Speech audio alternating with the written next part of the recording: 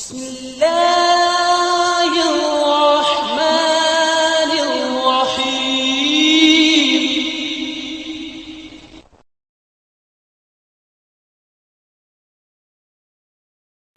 سورت کا رکوع نمبر 11۔ وَيَسْأَلُونَكَ عَنْ ذِي الْقَرْنَيْنِ قُلْ سَأَتْلُو عَلَيْكُمْ مِنْهُ ذِكْرًا إِنَّا مَكَّنَّا لَهُ فِي الْأَرْضِ وَآتَيْنَاهُ مِنْ كُلِّ شَيْءٍ سَبَبًا فَأَتْبَعَ سَبَبًا حتى إذا بلغ مغرب الشمس وجدها تغرب في عين حمية ووجد عندها قوما قلنا يا ذا القرنين إما أن تعذب وإما أن تتخذ فيهم حسنا قال أما من ظلم فسوف نعذبه ثم يرد إلى ربه فيعذبه عذابا نكرا وأما من آمن وعمل صالحا فله جزاء الحسنى وسنقول له من أمرنا يسرا ثم أتبع سببا حتى إذا بلغ مطلع الشمس وجدها تطلع على قوم لم نجعل لهم من دونها سترا كذلك وقد أحطنا بما لديه خبرا ثم أتبع سببا حتى إذا بلغ بين السدين وجد من دونهما قوما لا يكادون يفقهون قولا قالوا يا ذا القرنين إن يأجوج ومأجوج مفسدون في الأرض فهل نجعل لك خرجا على أن تجعل بيننا وبينهم سدا قال ما مكني فيه ربي خير فأعينوني بقوة أجعل بينكم وبينهم ردما آتوني زبر الحديد حتى إذا ساوى بين الصدفين قال انفخوا حتى إذا جعله نارا قال آتوني أفرغ عليه قطرا فما استطاعوا أن يظهروه وما استطاعوا له نقبا قال هذا رحمة من ربي فإذا جاء وعد ربي جعله دكاء وكان وعد ربي حقا وتركنا بعضهم يومئذ يموج في بعض ونفخ في الصور فجمعناهم جمعا وعرضنا جهنم يومئذ للكافرين عرضا الذين كانت أعينهم في غطاء عن ذكري وكانوا لا يستطيعون سمعا۔ اور وہ سوال کرتے ہیں آپ سے ذوالقرنین کے بارے میں۔ ذوالقرنین ایک بہت اللہ کے نیک بندے تھے اور حکمران بھی اور مجاہد بھی۔ ذوالقرنین کس ملک کے تھے قرآن و حدیث میں اس کا ذکر نہیں ہے، نہ قرآن پاک میں نہ حدیث مبارک میں، اور اصل جو سبق ہے وہ انشاءاللہ اللہ پاک نے بیان فرما دیا ہے، اور ہمیں رہنمائی اور ہدایت اس بات کی کہ اللہ رب العزت نے اس بندے کو اپنے دور میں بہت زیادہ ٹیکنالوجی عطا فرمائی، اپنے دور کی ٹیکنالوجی استعمال کرتا ہے اللہ کے بندوں کی خیر خواہی کے لیے، اور مشرق میں جہاد کرتا ہے اور مغرب میں، اور اللہ کی ساری زمین پر جہاں جہاں پہنچ سکتا ہے حکمران بھی ہے مجاہد بھی ہے۔ تو یہ ایک نمونہ پیش کیا ہے کہ اللہ والے جو مخلص حکمران ہوتے ہیں وہ جہاد فی سبیل اللہ کرتے ہیں، جہاد کے لیے گھوڑوں کی پشتوں پر اور صحراؤں میں اور پہاڑوں میں اور غاروں میں۔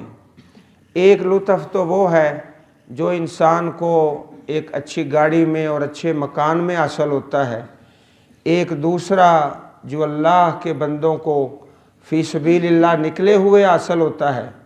اب ان دونوں کا مقابلہ نہیں ہو سکتا۔ جس طرح تہجد کی نماز ہے، ایک شخص مصلی پہ کھڑا ہے وہ سرور حاصل کر رہا ہے، دوسرا سویا ہوا ہے، اب بلا ان کا کوئی مقابلہ ہو سکتا ہے؟ ایک اے سی والی کوٹھی میں اور دوسرا پہاڑوں میں اور جہاد میں، ان کا آپس میں مقابلہ نہیں ہو سکتا۔ وہ سوال کرتے ہیں آپ سے ذوالقرنین کے بارے میں، یہ بھی ایک سوال تھا۔ قل آپ فرما دیجئے سأتلو علیکم منہ ذکرا، میں پڑھتا ہوں تم پر اس سے کچھ تذکرہ، تھوڑا سا ذکر، سارا نہیں۔ عزیز بھائیو، قرآن کریم کوئی تاریخ کی کتاب نہیں کہ فلاں تاریخ کو پیدا ہوئے، فلاں جگہ پہ تعلیم حاصل کی اور یہ کیا اور وہ کیا۔ اس میں واقعات جو بیان ہوتے ہیں صرف اتنا حصہ جتنے میں نصیحت ہے۔ میں تلاوت کرتا ہوں تم پر اس سے ذکرہ، کچھ نصیحت، تھوڑا سا تذکرہ۔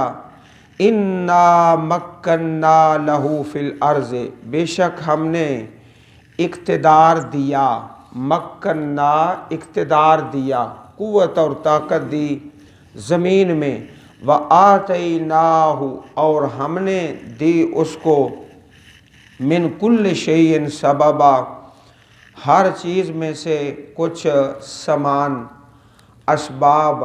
اسباب تو آپ جانتے ہیں، اسباب اور ذرائع، تو اس کا یہ واحد ہے سبب۔ ذوالقرنین کا لفظی معنی دو سینگوں والا، تو اس کے کئی اسباب بیان کیے گئے ہیں۔ ایک تو اس کا لفظی معنی ہوتا ہے شجاع اور بہادر، تو ذوالقرنین کا معنی بہادر آدمی۔ دوسرا کہ آپ کا جو تاج تھا اس کے اوپر دو سینگ قسم کی بنے ہوئے تھے، اس وجہ سے آپ کو ذوالقرنین کہا جاتا ہے۔ اور تیسرا کہ آپ نے جو جہاد کیا ہے اللہ کی زمین کے مشرق میں اور مغرب میں، تو قرن کنارہ، تو ذوالقرنین دو کناروں والا، کہ اللہ کی ساری زمین پر ہی جہاد کیا ہے۔ ہم نے ہر قسم کا سبب آپ کو دیا، ہر قسم کے وسائل، اور اس دور کی جو بھی زیادہ سے زیادہ سائنس اور ٹیکنالوجی ہے حضرت ذوالقرنین کو حاصل ہے۔ فَأَتْبَعَ سَبَبًا، وہ چلے کوئی سامان لے کر، اتبع سببا سامان لے کر چل پڑے ایک سفر پر۔ آپ کے 3 سفروں کا تذکرہ ہے، ایک مغرب کی طرف، ایک مشرق کی طرف، اور تیسرا جو ہے اس کی جہت قرآن پاک نے بیان نہیں فرمائی، وہ شمال میں تھا، جنوب میں تھا، یا کسی کونے میں تھا، اس کی تعیین نہیں فرمائی کتاب اللہ نے۔ حتی اذا بلغ مغرب الشمس، حتیٰ کہ پہنچ گئے سورج کے غروب ہونے کی جگہ، سورج کے غروب ہونے کی جگہ، مغرب کی طرف چلتے چلتے، جہاد کرتے کرتے اور فتوحات حاصل کرتے کرتے مغرب کی طرف پہنچ گئے۔ وجدہا، پایا آپ نے اس سورج کو، تغرب، غروب ہوتا ہے، فی عین حمیۃ، ایک چشمے میں، حمیۃ جو کیچڑ والا، دلدل والا۔ عین یہ ایک ایسا لفظ ہے جو کئی معنی میں استعمال ہوتا ہے۔ عین کا معنی آنکھ بھی ہوتا ہے، عین کا معنی چشمہ بھی ہوتا ہے، عین کا معنی جاسوس بھی ہوتا ہے۔ تو یہاں ایک ایسا چشمہ جو حمیۃ، کیچڑ والا، دلدل والا۔ وَوَجَدَ عِندَهَا قَوْمًا، اور پایا اس کے پاس ایک قوم کو۔ قُلْنَا يَا ذَا الْقَرْنَيْنِ، ہم نے کہا اے ذوالقرنین، یہ اللہ پاک کی طرف سے آپ کے دل میں بات ڈالی گئی۔ وہ اس دور کے جو بھی اللہ کے نبی یا پیغمبر تھے، کوئی نام تو نہیں ہے قرآن پاک میں یا حدیث پاک میں، یا ویسے ہی اللہ پاک نے دل میں بات ڈال دی۔ اما ان تعذب و اما ان تتخذ فیہم حسنا، یا تو عذاب دے یا تو پکڑ ان میں حسنا، اچھا سلوک، نیک سلوک۔ اب تمہیں اختیار تو مل گیا ہے، اب تمہاری مرضی ہے کہ تم ان لوگوں سے کیسا سلوک کرتے ہو۔ عزیز بھائیو، یہ جب اختیار ملتا ہے نا، تو پھر اللہ پاک نے یہ اسوہ حسنہ بیان فرمایا ہے۔ قال اما من ظلم فسوف نعذبہ، کہا جناب ذوالقرنین نے، جو ظلم کرے گا ان قریب ہم اس کو عذاب دیں گے۔ ثم يرد الى ربہ، پھر وہ پھیرا جائے گا اپنے رب کی طرف۔ فَيُعَذِّبُهُ عَذَابًا نُكْرًا، پس وہ عذاب دے گا اللہ تعالیٰ اس کو عذاب سخت، بہت برا۔ تو یہ ہے عادل اور منصف حکمران اور نمونہ۔ اے اللہ کہ جو ظالم ہیں، جو بدبخت ہیں، ان کی تو پکڑ کریں گے، اور ایمان والوں کے لیے سہولتیں سہولتیں اور آسانیاں آسانیاں۔ میرے ملک میں، میری حکومت میں جو ظالم لوگ ہیں ان کی پکڑ ہوگی، اور اللہ والوں کی حوصلہ افزائی ہوگی۔ یہ ہے اصل نمونہ قرآن پاک میں جو درس ہے۔ باقی چیزیں جو ہیں کہ وہ کس ملک میں تھے اور نام کیا تھا، یہ اصل مطلوب نہیں۔ اصل مطلوب یہ نمونہ ہے کہ حکمران ایسا ہو ظالموں کو جیل میں ڈال دے اور ان کی پکڑ کرے، اور اللہ والوں کو سہولتیں اور آسانیاں۔ وَأَمَّا مَنْ آمَنَ وَعَمِلَ صَالِحًا، اور رہا وہ شخص جو ایمان لایا اور عمل صالح کرتا رہا، فَلَهُ جَزَاءً الْحُسْنَى، پس اس کے لیے بدلہ ہے اچھا۔ ہماری حکومت میں اسے انعام اور عزت اور تعاون ملے گا، اور ظالموں کو پکڑیں گے، ان کی گرفت کریں گے، چور، ڈاکو، لٹیرے، اور ایمان والوں کو سہولتیں دیں گے۔ یہ اصل نمونہ ہے، اصل سبق ہے۔ یہ تو پہلا سفر تھا حضرت ذوالقرنین کا۔ اللہ پاک نے کل 3 سفر بیان فرمائے ہیں۔ اب دوسرا، ثم اتبع سببا، پھر وہ کچھ سامان لے کر چلے۔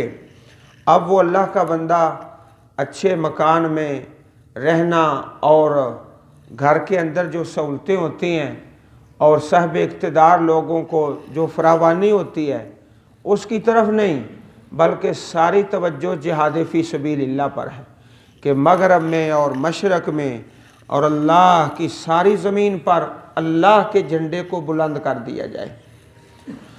حتیٰ اذا بلغ مطلع الشمس، یہاں تک کہ وہ پہنچ گئے سورج کے طلوع ہونے کی جگہ۔ زمین میں سفر کرتے کرتے، جہاد کرتے کرتے اور فتوحات کرتے ہوئے اور ایمان والوں کو سہولتیں اور ظالموں کی پکڑ کرتے کرتے چلتے چلتے بڑا لمبا سفر کر کے وجدہا، پایا آپ نے اس سورج کو، تطلع علی قوم لم نجعل لهم من دونها سترا، وہ طلوع ہوتا ہے ایسی قوم پر کہ نہیں ہم نے بنایا ان کے لیے من دونہا، اس سورج کے ورے، سترا کوئی پردہ۔ ایسی قوم ہے جن کے پاس نہ کوئی لباس ہے، نہ کوئی چھت ہے، نہ کوئی مکان ہے، بس سورج نکلتا ہے تو سورج کی دھوپ سیدھا ان کے جسموں پر پڑتی ہے، کوئی حفاظت، کوئی دفاع، سترا، کوئی پردہ ہے ہی نہیں، بالکل ہی ان پڑھ اور ایسی زندگی جو سہولتوں سے بالکل خالی ہے۔ کذالک، اسی طرح، جس طرح پیچھے کی ہے نا سورج کے غروب ہونے کی جگہ مغرب میں کہ ایمان والوں کو سہولتیں اور ظالموں کی پکڑ، کذالک، اسی طرح مشرق میں بھی ایسا ہی کیا، ایمان والوں کو سہولتیں اور ظالموں کی پکڑ۔ وَقَدْ أَحَطْنَا بِمَا لَدَيْهِ خُبْرًا، اور تحقیق ہم نے احاطہ کیا، بما لدیہ، جو اس کے پاس ہے، خبرا، علم میں، خبرا علم میں اور خبر میں۔ اللہ فرماتے ہیں حضرت ذوالقرنین کی جو ساری خبر ہے وہ ہمارے پاس ہے، لیکن تمہیں اتنی ہی پہنچائی جائے گی جتنی ضرورت ہے، جس میں نصیحت ہے۔ بما لدیہ خبرا، جتنی خبر اللہ کے پاس ہے وہ اللہ کے بندوں کے پاس نہیں ہے۔ عزیز بھائیو، ایک لطف وہ ہے جو شاہی محلات میں اور اس کے ساتھ ساتھ کلین اور خادم، اور دوسرا لطف گھوڑے کی پشت پر اور جہاد فی سبیل، ان کا آپس میں مقابلہ نہیں ہو سکتا۔ ایک آدمی نماز تہجد پڑھ رہا ہے، دوسرا سویا ہوا ہے، ان دونوں نے اپنا اپنا لطف اٹھایا لیکن ان کا مقابلہ ہو نہیں سکتا۔ وَقَدْ أَحَطْنَا بِمَا لَدَيْهِ خُبْرًا ثُمَّ أَتْبَعَ سَبَبًا، پھر وہ سامان لے کر چلا۔ اب پیارے پیغمبر جناب محمد رسول اللہ صلی اللہ علیہ وسلم کی پیاری حدیث سنیے۔ آپ نے فرمایا لا يبقى على ظہر الارض بیت مدر ولا وبر الا ادخلہ اللہ کلمۃ الاسلام، اللہ کی زمین پر کوئی ایسا مکان جو کچی اینٹوں کا ہے یا پختہ اینٹوں کا یا خیمہ، ہر گھر کے اندر اللہ کے دین کی آواز پہنچے گی انشاءاللہ، عزت والے کی عزت کے ساتھ اور ذلیل آدمی کی ذلت کے ساتھ، حتیٰ کہ خیموں میں بھی یہ آواز اللہ کے دین کی پہنچے گی۔ چنانچہ جب تاریخ کا مطالعہ کرتے ہیں تو حضرت قتیبہ بن مسلم رحمۃ اللہ علیہ زمین کے مشرق تک پہنچے، اور حضرت عقبہ بن نافع رحمہ اللہ وہ جنوب اور شمال کی طرف اللہ کی زمین میں جہاد کرتے ہوئے مغرب کے آخری کنارے تک پہنچے۔ اب اللہ پاک سے دعا بھی کرنی ہے، اے اللہ ہمیں بھی کوئی محمدی ذوالقرنین عطا فرما دے، محمدی ذوالقرنین جو مشرق میں اور مغرب میں اور ساری اللہ کی زمین پر اسلام کے جھنڈے کو اونچا کر دے۔ اس سے پہلے ہم سب نے اپنا حصہ ڈالنا ہے، اسلام کو کھڑا کرنے کے لیے، غالب کرنے کے لیے، اللہ کے جھنڈے کو اونچا کرنے کے لیے۔ آج بھی اللہ پاک نے ٹیکنالوجی دی ہے نا مختلف ملکوں میں اور قوموں میں، تو وہ استعمال کرتے ہیں کس لیے؟ اللہ کے بندوں پر ظلم کرنے کے لیے۔ اور یہ ٹیکنالوجی حضرت ذوالقرنین کی اللہ کے بندوں کو سہولتیں دینے کے لیے۔ मशरक़ में और मगरब में, और सहूलतें ही सहूलतें। हत्ता इज़ा बलग बैन अस्सद्दैन, हत्ता के पहुँचे दो पहाड़ों के दरमियान, सद्दैन दीवार पहाड़। वजद मिन दूनिहिमा कौमा, पाया उन दोनों के अलावा एक कौम को। ये आपका तीसरा सफ़र है, एक मगरिब में और एक मशरक़ में। जो तीसरा सफ़र है उसकी जहत अल्लाह रब्बुल इज़्ज़त ने बयान नहीं फरमाई, ना हदीस पाक में है। वो शिमाल में था या जनूब में था या किसी कोने जहत में था, अल्लाह पाक ही बेहतर जानते हैं। वहाँ एक कौम को पाया, ये आपकी तीसरी मुहिम है। ला यकादून यफ़क़हून क़ौला, नहीं था करीब कि वो समझें बात को, वो बात नहीं समझते। तो वहाँ फिर इंटरनेशनल लैंग्वेज वो इस्तेमाल होती है, बैनुल अक़वामी ज़ुबान, हर आदमी समझ सकता है, बोल भी सकता है, वो है इशारों की ज़ुबान। इसको कहते हैं इंटरनेशनल लैंग्वेज। पढ़े हुए भी बोल सकते हैं, अनपढ़ भी बोल सकते हैं। जिस तरह अल्लाह ताला आपको बार बार हरम शरीफ ले जाए तो वहाँ ये ज़ुबान बोलनी पड़ती है, वो बैनुल अक़वामी इशारों की ज़ुबान। ना अरबी बोल सकते हैं ना इंग्लिश, तो चलो इशारों की ज़ुबान से। ला यकादून यफ़क़हून क़ौला, नहीं करीब के वो समझें बात को, बात आपस में समझ नहीं आ रही। क़ालू या ज़ुल्क़रनैन, उन्होंने कहा उस कौम ने, ए ज़ुल्क़रनैन, बड़े अल्लाह वाले, मुखलिस ईमान वाले, अदल इंसाफ वाले, जिहाद वाले और रियाया की खैर खाई वाले हुक्मरान। इन्न याजूज व माजूज मुफ़सिदून फ़िल अर्द, बेशक याजूज और माजूज फसाद करने वाले हैं ज़मीन में। दो कौमें हैं, दोनों ही फसादी हैं। मुफ़सिदून फ़िल अर्द फ़हल नजअलु लका ख़र्जा अला अन तजअल बैनना व बैनहुम सद्दा, क्या हम बनाएं तेरे लिए खर्च इस बात पर, इस शर्त पर कि तुम बनाओ हमारे दरमियान और उनके दरमियान सद्दा, दीवार, कुर्बान जाएं। जहाँ ये अल्लाह का बंदा लेटा हुआ है, अल्लाह करोड़ों रहमतें बरसाए। लोग कहने लगे खर्चा हम देते हैं, तुम अपनी आर्मी और अपने खुद्दाम और अपनी पुलिस और अपने मुलाजम लेकर एक दीवार बना दो। कहने लगे सुबहान अल्लाह। क़ाल मा मक्कन्नी फ़ीहि रब्बी, जो मेरे अल्लाह ने मुझे कुदरत दी है, पैसे तुम अपने अपने पास रखो, खर्चा अल्लाह ने बड़ा दिया है। हुक्मरान हो तो ऐसे हों। खैरुन, उसमें बड़ी खैर है। फ़अईनूनी बिक़ुव्वा, तुम मेरी मदद करो क़ुव्वत के साथ। सिर्फ़ अफरादी क़ुव्वत और लेबर वो मुहैया कर दो, खर्चे की ज़रूरत नहीं है, अल्लाह पाक ने बड़ा दिया हुआ है, बड़े वसाइल हैं।